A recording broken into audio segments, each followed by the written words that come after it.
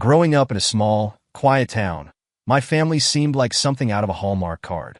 My dad, an accountant with an unshakable work ethic, and my mom, a dedicated elementary school teacher, with a foundation of our modest but warm household. They worked hard to provide for my younger brother Tom and me, ensuring we had everything we needed, even if we couldn't afford the luxuries some of our friends had. Family dinners were sacred, Sundays were spent at church, and vacations consisted of simple road trips to state parks. I was 3 years older than Tom, and from the moment he was born, I felt a deep sense of responsibility for him. I taught him how to tie his shoes, helped him with his math homework, and even defended him from bullies when he was in middle school and had a growth spurt that failed to come with muscle. Our parents often reminded us, family comes first, a mantra I internalized so deeply it became part of who I was. To me, being a big brother wasn't just a title. It was a calling. Things shifted when Tom was 16. Late one night, he knocked on my bedroom door, his face pale and his eyes filled with fear. He sat on the edge of my bed, unable to meet my gaze as he whispered, "I'm gay." The weight of his secret was palpable. He was terrified of what our parents might say, worried they'd reject him. Without hesitation, I wrapped an arm around him and said, "Tom, you're my brother." Nothing changes that. Together, we planned how he would come out to Mom and Dad. I promised to stand by him, and I did. The conversation with our parents wasn't easy. They were blindsided and struggled to reconcile their beliefs with their love for Tom. But over time, they came around, largely because I was unwavering in my support for him. Mom once told me, "We followed your lead, Alex. If you could accept it so easily, how could we not?" That moment solidified something for me. I believed our family could weather anything. Life moved forward, and I went off to college. It was there that I met Sarah during a group project for a business ethics class. She was everything I wasn't: outgoing, effortlessly charismatic, and unapologetically ambitious. Her laughter was infectious, her insights sharp, and her presence magnetic. What started as late-night study sessions turned into long walks around campus, and eventually a relationship. We married a year after graduation. It was a small but beautiful ceremony, with Tom standing by my side as my best man. His speech was unforgettable. "Alex isn't just my brother," he said, his voice thick with emotion. "He's my hero. He's the person who showed me what unconditional love looks like." Tears flowed freely that day, and I thought to myself, this is it. I have everything I've ever wanted. A supportive family, a loving wife, and a career in engineering that was starting to take off. It felt like the perfect life. Tom moved to the same city as Sarah and me a year after finishing college, and it brought me immense joy to have him close again. He came over for dinner regularly, sometimes joining Sarah for coffee or shopping trips. The three of us often joked that Tom was like the sibling Sarah never had. Seeing them get along so well warmed my heart. I was proud of the dynamic we had built, a marriage filled with love, a career that was growing, and a brother who felt like a cornerstone of my life. Little did I know that beneath the surface of this idyllic picture, cracks were already forming, waiting to shatter everything I held dear. The betrayal, when it came, would blindside me completely, leaving me questioning everything I thought I knew about the people I loved most. The first few years of married life with Sarah were everything I had dreamed they'd be. We both worked hard, Sarah in marketing, me in engineering, and after a year of renting, we bought a cozy little house on the edge of the city. It wasn't big, but it was ours. We talked about having kids someday, but for the moment we were focused on building our careers and enjoying our time together. Tom's move to the city felt like the cherry on top. Having him nearby was like getting a piece of home in this new chapter of my life. He'd come over for dinner twice a week, often showing up with a bottle of wine or some pastries from a bakery he loved. Sarah adored him, and the feelings seemed mutual. They clicked in a way that made me happy, like they were siblings in their own right. The two of them became close friends, which I saw as a testament to how solid my relationships were. Sarah and Tom would go shopping together, trade book recommendations, and sometimes even grab brunch without me. "We're scheming against you," Sarah would joke, her eyes twinkling. They worked together on surprises for my birthdays, like the year they planned a weekend getaway to a cabin, complete with all my favorite foods and games. I never saw their bond as anything but harmless. After all, Tom was gay. And Sarah? She was my wife, the love of my life. 3 years ago, the cracks started to appear, though I didn't recognize them for what they were at the time. Sarah began staying late at work more frequently. "The new project is brutal," she'd say as she walked through the door hours after dinner, still wearing her office heels. I didn't question it. Sarah was ambitious, and I admired her dedication. But little things started to feel off. Her phone, once casually left on the kitchen counter or coffee table, was now always face down. Notifications came through constantly, but if I asked about them, she'd shrug and say, "It's just work stuff." She started taking phone calls in another room, lowering her voice whenever I walked by. When I asked if everything was okay, she'd give me that disarming smile and say, "Of course, honey. Don't stress." At the same time, Tom's behavior changed. He stopped coming over as often, citing long hours at his job or being too tired to socialize. When he did visit, something was missing. The easy banter we used to have felt forced, and he rarely made eye contact. "You okay, Tom?" I asked him one evening after he spent most of dinner staring at his plate. He nodded quickly. "Just work stress," he muttered, echoing Sarah's excuse. I believed him. Why wouldn't I? Still, I couldn't ignore the growing distance. Sarah seemed more distracted at home, and Tom had practically disappeared from our lives. The dynamic that once felt so solid now felt fragile. I tried to bridge the gap. I invited Tom over for beers and a game night, hoping to recapture the camaraderie we used to share.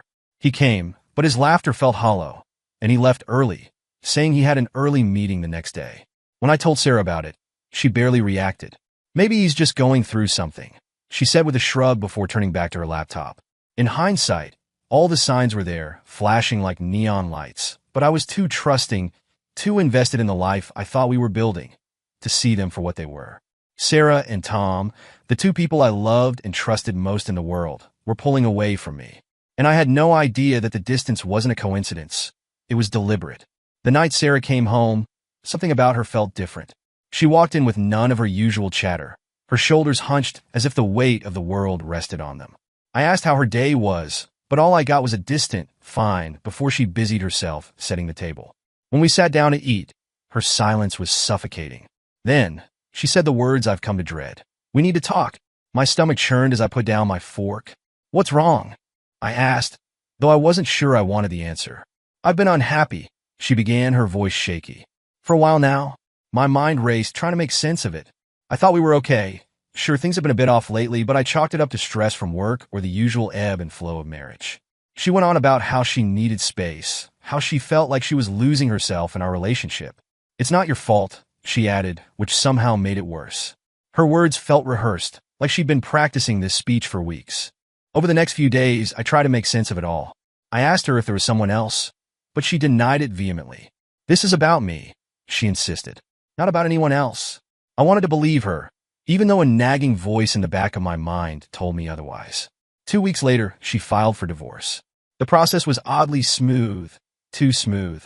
She didn't fight for anything beyond her personal belongings and a few pieces of furniture. At the time, I thought maybe she was just trying to make a clean break, but in hindsight, it felt like guilt was driving her to leave quietly. I was devastated. 10 years together, nearly 7 of them married, and it all came to an end without warning. Nights were the hardest.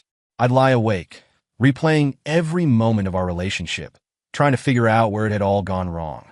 The person I turned to for solace was, of course, Tom. He was my brother, my best friend, the one constant in my life who I thought I could count on. But when I called him to talk about the divorce, he was strangely distant.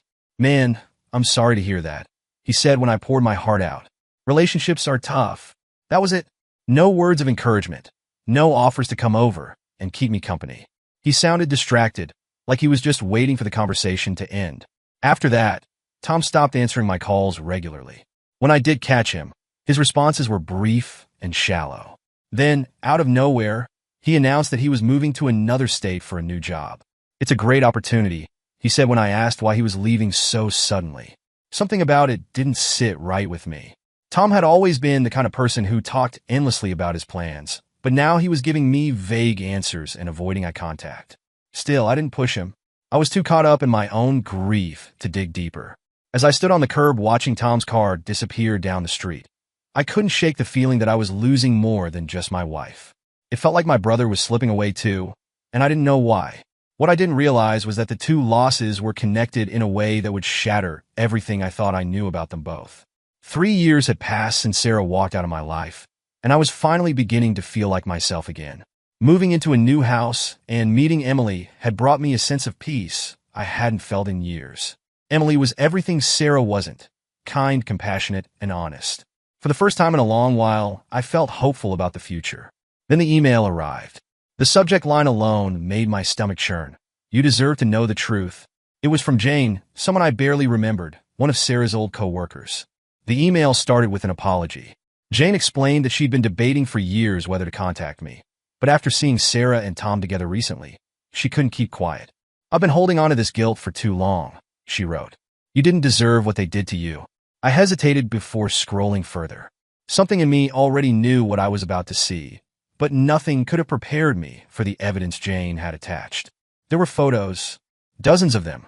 Sarah and Tom laughing over dinner at a dimly lit restaurant. The two of them walking hand in hand along a beach I didn't recognize. A selfie of them cuddling in bed. The timestamps on the pictures told a damning story. They'd been sneaking around for at least a year before Sarah asked for the divorce. But it was the screenshots of text messages that truly destroyed me. Tom, I feel like such a piece of shit for lying to him. He's my brother, for God's sake. Sarah, I know, baby, but we have to wait for the right time to tell him. He'll understand eventually. In another exchange, Sarah complained about my suspicion when she started working late. Tom replied, don't worry. He trusts you too much to figure it out. Just stick to the plan. My hands were trembling as I read those words. My brother, the boy I had taught to ride a bike, the one I had protected and defended all my life, had stabbed me in the back.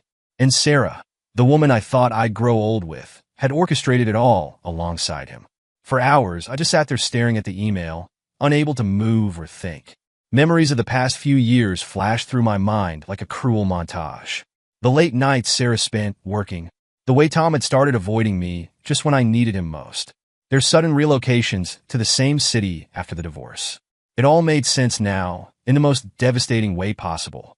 By the time Emily came home from her shift, I was still sitting in the same spot, my laptop open on the table. She took one look at me and knew something was wrong. What happened? She asked softly, kneeling next to me. I couldn't speak. Instead, I turned the screen toward her and let her read the email for herself. As she read, her expression shifted from confusion to horror. Daniel, she whispered, placing a hand on my arm. I don't even know what to say. This is unforgivable. I finished for her, my voice hollow. I spent the rest of the night replaying the betrayal in my mind. The betrayal wasn't just about the affair. It was about the years of lies, the calculated deceit, and the way they had made me question my own sanity. They had stolen my trust, my marriage, and a piece of my identity. By morning, I knew one thing for certain. I couldn't let this go unanswered. It was time to confront Tom and Sarah. Jane's email had unleashed a storm I couldn't ignore. As the sun rose, my sleepless mind raced with one singular purpose: to confront Tom. My brother, my blood, had betrayed me in a way I never imagined. I paced the kitchen, staring at my phone until I finally dialed his number. Hello. Tom's voice was groggy, likely pulled from sleep. Tom, I began, my voice colder than I'd ever heard it. I know about you and Sarah. I've seen the pictures, the texts. Don't you dare lie to me. The line went silent for a long moment before he exhaled a shaky breath. I didn't want you to find out like this, he admitted. His voice was trembling, but it wasn't enough to stir any pity in me. Yes, it's true. We were together before the divorce. The word sent a fresh wave of rage through me. How could you do this to me? I demanded, my voice rising. You're my brother, Tom. You were supposed to have my back, not stab me in it. It wasn't like that, he argued weakly. I didn't plan for any of this to happen. We fought it, Daniel. We tried, but we couldn't ignore how we felt. How you felt? I spat. And what about me, Tom? Did you ever consider what I'd feel? Or was I just a minor inconvenience in your perfect little romance? We never meant to hurt you, he said, his tone defensive. But I loved her, and I still do. You don't understand. Understand? I snapped, cutting him off. You don't deserve my understanding. You've ruined everything. I couldn't listen to another word. I hung up, the blood pounding in my ears. My phone buzzed again almost immediately, this time Sarah. I ignored her call, but her text came seconds later. Daniel, please. Let me explain. You deserve to hear my side. By evening, things had spiraled further. My parents called, clearly already informed by Tom. He told us everything, Mom said, her voice choked with tears. Daniel, I know you're hurt, but he's still your brother. We're family. You two need to find a way to fix this. Fix this? I repeated, incredulous. He stole my wife, lied to me for years, and you want me to fix it? How exactly do you think that's supposed to work, Mom? Tom said he didn't mean for it to happen, she said through sobs. He said he tried to stop it. Stop defending him. I shouted, cutting her off. He's not the victim here. I am. Dad's voice cut in, calm but firm. What they did was wrong. No one's arguing that. But holding on to this anger isn't going to help you, son. You need to move on. Move on, I echoed bitterly. Right? Easy for you to say when it wasn't your marriage, your trust, your entire life that got torn apart. I ended the call before they could say more. The betrayal had fractured more than just my relationship with Sarah and Tom. It was beginning to tear apart my family. Emily was waiting for me when I walked into the kitchen. She had a plate of food ready, but the moment she saw my face, she knew something was wrong. What did they say? She asked gently. I collapsed into the chair across from her, running my hands through my hair. They're asking me to forgive him, I said, my voice thick with disbelief. Like it's something I can just do. Like it's not ripping me apart inside. Emily reached across the table and placed her hand on mine. You don't owe them forgiveness, she said firmly. What they did to you is beyond cruel. You're allowed to be angry. You're allowed to feel betrayed. Her calm, unwavering support was the only thing anchoring me. I don't know how you're staying so calm, I admitted. I can barely think straight. Because I love you, she said simply. And I've seen how much this has hurt you. But Daniel, listen to me. What they did is unforgivable. You owe them nothing. Not your time, not your forgiveness, and certainly not your peace. For the first time all day, I felt a flicker of relief. Emily understood what no one else seemed to grasp. I wasn't the one who had broken this family.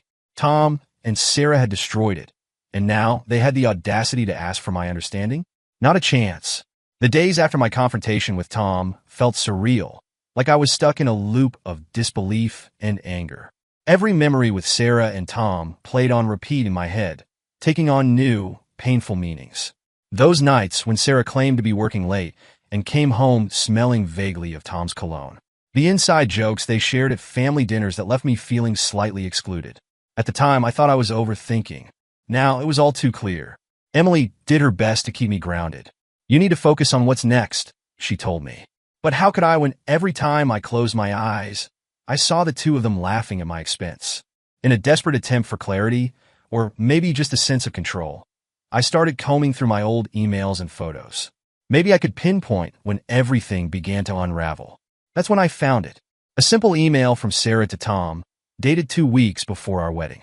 It was innocent enough at first glance. A request for him to pick up a specific tie for the ceremony. But the tone struck me as too familiar. There was an intimacy in her phrasing, a way she referred to him that felt more personal than it should have been. Uneasy, I kept digging. What started as polite, surface-level exchanges soon shifted into something else. By the time I reached emails from a year into our marriage, the flirtation was undeniable. I felt sick. The betrayal hadn't started recently. It had roots that stretched back years. How long had they been playing me? Desperate for more answers, I reached out to Jane, the coworker who had originally exposed their affair. She hesitated at first. Are you sure you want this? She asked. It's going to hurt, Daniel. A lot. I have to know the truth, I said. All of it. The next morning, Jane sent me a folder titled Truth. I opened the folder with trembling hands. Inside were dozens of emails and screenshots spanning 3 years. Some were mundane, schedules, casual jokes, but others gutted me.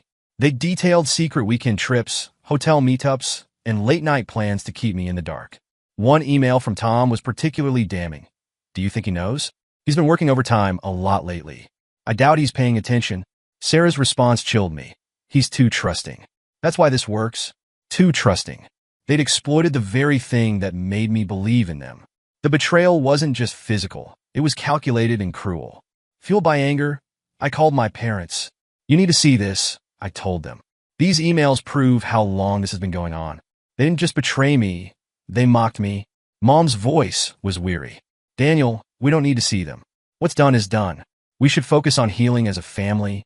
I laughed bitterly. Healing? You mean pretending this never happened so Tom and Sarah can keep living their fairy tale while I'm left with the pieces?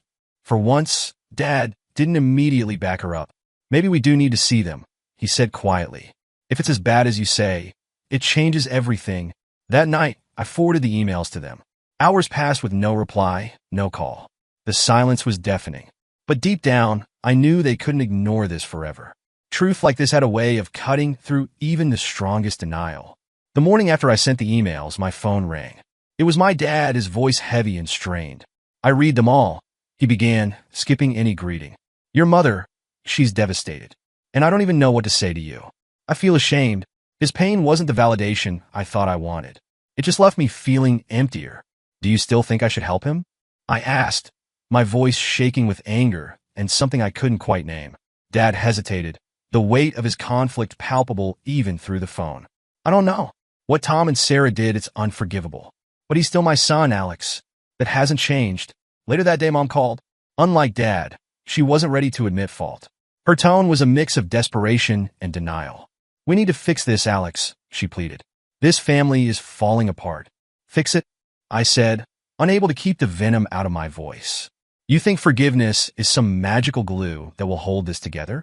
Mom, this isn't a misunderstanding. They planned this behind my back for years. She sighed, and I could hear her voice crack. Tom is your brother. I don't know how to make you see that family should come first, even when it's hard. Family stopped coming first when Tom destroyed mine. I snapped and hung up. That night, Emily held me close as I stared at the ceiling, grappling with the growing chasm between me and my parents. They wanted to pretend this could be healed, as if sweeping it under the rug would make it all go away. But I couldn't. Not when every new revelation felt like a fresh wound. The fallout spread further than I expected. Word of the emails leaked through the family, and suddenly everyone seemed to have an opinion. My cousins, aunts, and even distant relatives who once supported me began distancing themselves. Some sent me messages trying to reason with me, as if my anger was the problem, not Tom and Sarah's betrayal. Clara, my cousin who had once been my confidant, texted, I get why you're hurt, but holding on to this anger is toxic. Tom's accident could be a chance to rebuild. Uncle John's message stung even more. You've always been the golden boy, Alex. Maybe Tom just needed someone who truly saw him. It was like the betrayal was doubling in real time. Tom and Sarah had ripped apart my marriage, and now they were turning the family against me, portraying themselves as misunderstood victims while I was painted as the bitter one. The final blow came when Sarah started a GoFundMe campaign for Tom's medical bills. The page was a masterclass in manipulation. It described Tom's accident and their unshakable journey to love, with no mention of the betrayal that had brought them together. Photos of the two of them smiling, Tom's arm draped over Sarah's shoulder, accompanied the post. One caption read, Love finds a way, even in the darkest of times. It was nauseating. Worse, it worked. Within days, the campaign had raised thousands. Friends, former coworkers, and even some relatives shared it on social media, praising their resilience and true love. I stared at the page, my blood boiling. These were the same people who had consoled me after my divorce, who had told me I was better off without Sarah. Now they were applauding the very people who destroyed me. The family fractures deepened, and it became clear that many of them had chosen their side. For them, Tom's accident and Sarah's story of forbidden love were more compelling than the reality of what they'd done to me. For the first time, I truly understood what it meant to be alone. Just when I thought I'd reached the lowest point, life had another punch waiting. A certified letter arrived at my office, its return address a law firm I didn't recognize. My chest tightened as I ripped it open, skimming the contents.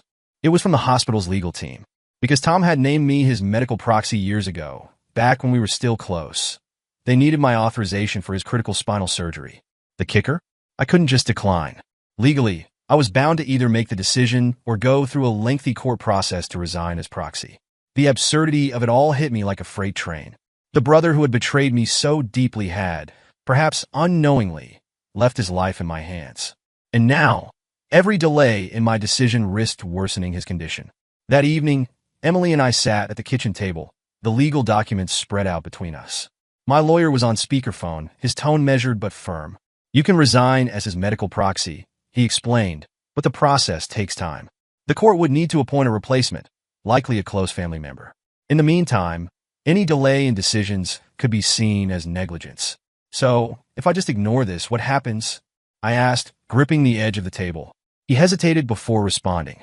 If Tom's condition deteriorates because no decisions were made, there's a chance his partner or family could pursue legal action against you. It's a gray area, but you'd be opening yourself up to unnecessary risk. Emily reached over and placed her hand on mine. You have to make a choice, Alex, she said gently. Even if it's unfair, this is in your hands now. Her words hit me harder than I expected. My entire life had been about making choices for others, protecting Tom, supporting Sarah, being the dependable son. Now, the decision to help or let go felt like a test of everything I'd ever stood for. Over the next few days, I swung between anger and indecision. Signing off on the surgery would mean saving Tom, the brother who had destroyed my marriage and my trust. But refusing meant leaving him to suffer, or worse, and I wasn't sure I could live with that either. One sleepless night, I opened my laptop and revisited the GoFundMe Sarah had created for Tom. It had raised over $70,000. In the update section, Sarah described Tom's condition and their fight for a future together. She painted a glowing picture of their love, overcoming adversity. The comments made my stomach churn. Stay strong, Tom and Sarah. Love conquers all. Family should support family, no matter what. Shame on Alex for abandoning his brother. The words true love burned in my mind. True love?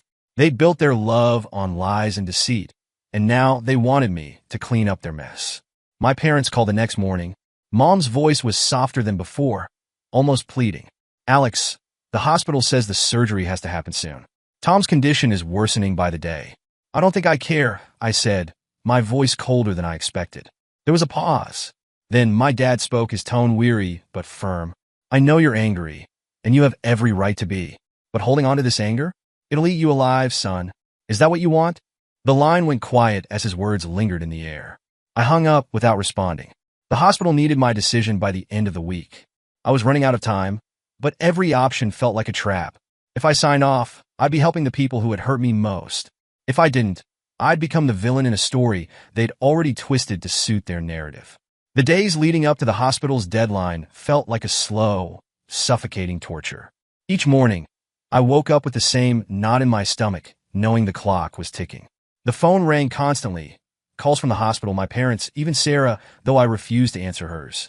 Every voicemail was a mix of pleas and veiled accusations, each one dragging me further into the abyss of indecision. Emily, as always, stayed by my side. One evening, she suggested we go for a drive. We didn't talk much, just let the road stretch ahead of us while the sun dipped below the horizon. But even the peaceful scenery couldn't drown out the questions pounding in my mind. Could I live with myself if I let Tom's condition worsen? If I refused to help, would I become the monster they all painted me to be? Or would giving in feel like a betrayal of my own pain? The night before the deadline, I sat at the kitchen table, staring at a glass of whiskey. My laptop sat open before me, the damning emails from Jane still displayed. Emily sat across from me, her quiet presence grounding me as I scrolled through the screenshots one last time. My eyes landed on one particularly cruel message from Tom, where he joked about keeping me busy so he and Sarah could sneak off together. My jaw clenched. The sheer audacity, the casual way they'd mock me while eating my food, sitting at my table, it made my blood boil all over again. Does helping him mean I'm weak? I finally asked, my voice breaking the heavy silence. Emily leaned forward, her gaze steady. No, she said softly. It means you're strong enough to choose what's right for you. But if you do it because of guilt or pressure, you'll regret it. Whatever you decide, it has to be for you, not for them. Her words sank into me like stones. I knew she was right. No matter what I chose, I'd have to live with it. The next morning, I made the call. I'm resigning as Tom's medical proxy, I told the hospital staff member. Effective immediately. There was a pause on the other end, followed by a professional but surprised tone. We'll update the records. Your parents will need to formally take over as the decision makers. But in the meantime, we can move forward with their consent. Hanging up, I felt a strange mix of relief and dread. The crushing weight of responsibility was gone, but in its place was an uneasy void. What now? A few hours later, my phone buzzed. It was my mom. I just spoke to the hospital, she said, her voice shaky and thick with emotion. They said you resigned. Yes, I replied, my tone as even as I could manage. I couldn't do it anymore. It's not my responsibility. Her breath hitched, and for a moment, I thought she was about to lash out. But instead, her voice softened, breaking into quiet sobs. I don't know how we got here, Alex. I don't know how our family became this. I didn't respond. What could I say? Tom and Sarah's choices had shattered our family long before this moment. That evening, Emily hugged me tightly as we sat on the couch. You did what you needed to do, she said, her voice steady and full of conviction. I nodded, but a nagging feeling remained. While I'd made my decision, I knew this wasn't the end. The fallout was only beginning, and as much as I wanted to move on, the damage Tom and Sarah had done to my life wasn't something that could be left behind so easily. The aftermath of my decision to resign as Tom's medical proxy unraveled exactly as I anticipated. Messy, chaotic, and emotionally draining. Tom's surgery went ahead with my parents taking over the responsibility. The operation was successful, but the doctors confirmed that recovery would be a long, grueling process. He'd need extensive physical therapy to regain mobility, possibly for years. My parents sent updates through texts and voicemails, but I rarely checked them. I couldn't bring myself to care about the details. I'd made my choice to walk away, and I wasn't going to let myself be dragged back into the mess they created. A week after the surgery, an email notification popped up on my phone. It was from Sarah's GoFundMe campaign. Against my better judgment, I clicked the link. The page was titled, "Help Tom Walk Again," complete with a description that twisted the situation into some sort of epic love story. "Tom and I have faced unimaginable challenges," Sarah wrote, "but our love has carried us through every obstacle. After his tragic accident, we need your help to ensure he regains his mobility and continues living the beautiful life we're building together." I felt sick as I scrolled through the carefully curated photos. Tom in a wheelchair, Sarah crouching beside him, holding his hand with a tearful smile. Another showed them laughing during what appeared to be a hospital therapy session. The campaign had already raised over $50,000, thanks to glowing comments from friends, family, and even strangers. "Stay strong, Tom and Sarah. True love always wins. So proud of you both for your courage. You're an inspiration to all of us." The narrative was infuriating. They had turned their betrayal into a spectacle, raking in sympathy and praise from people who either didn't know the full story or simply didn't care. That same evening, a letter arrived in the mail. I recognized the handwriting instantly. It was Sarah's. Inside, there was a handwritten note and something I never could have expected, an invitation to their wedding. The letter began with her usual nauseating mix of faux remorse and self-justification. "Alex," it read, "I know we've hurt you deeply, and there's no excuse for what we did. But life is a way of surprising us, and love doesn't always follow the rules." She went on to explain how Tom's accident had brought them closer than ever, and how their upcoming wedding was a testament to their love overcoming adversity. I stopped reading halfway through. The audacity of their request to not only forgive them but celebrate their union was beyond comprehension. Without a second thought, I shredded the invitation and the letter. The pieces fell into the trash like confetti from a life I was finally leaving behind. That night, Emily found me sitting on the couch, staring at the floor. "What's wrong?" she asked gently, sitting beside me. I handed her my phone with the GoFundMe page open and explained about the letter and the wedding invitation. She read through everything in silence, her face tightening with every word. "They have no shame," she said flatly, placing the phone on the table. "Do you think I'm wrong for cutting them off completely?" I asked, my voice quieter than I intended. Emily took my hand, her expression softening. "No, Alex. Some people don't deserve a place in your life, no matter how much they ask for it. You're doing the right thing." Her reassurance was exactly what I needed. In the weeks that followed, Emily and I finalized our plans to move to Colorado. I had accepted a new job, and we found a charming house nestled in a quiet neighborhood. The mountains in the distance felt like a promise of peace, far away from the chaos of my family. As we packed up our belongings, my mom called one last time. "Tom's doing well in therapy," she said, her voice hesitant. "He asked about you. He says he's sorry." I let out a slow breath. "Mom, I've made my decision," I replied calmly. "I wish him well, but I can't be a part of his life anymore. I need to focus on my own future." She cried, of course. She always cried. But this time, I didn't feel guilt or obligation. I felt free. Months later, Emily and I sat on the porch of our new home, watching the sun set over the mountains.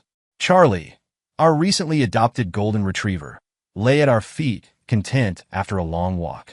Emily leaned her head on my shoulder, her voice soft as she said, "You've come a long way, Alex. You should be proud of yourself." I nodded, feeling the weight of her words. "I'm not where I thought I'd be," I admitted, "but I think I'm where I need to be." For the first time in years, I felt at peace. No more betrayal, no more guilt, just a clean slate, a new life, and a future worth building with someone who truly valued me.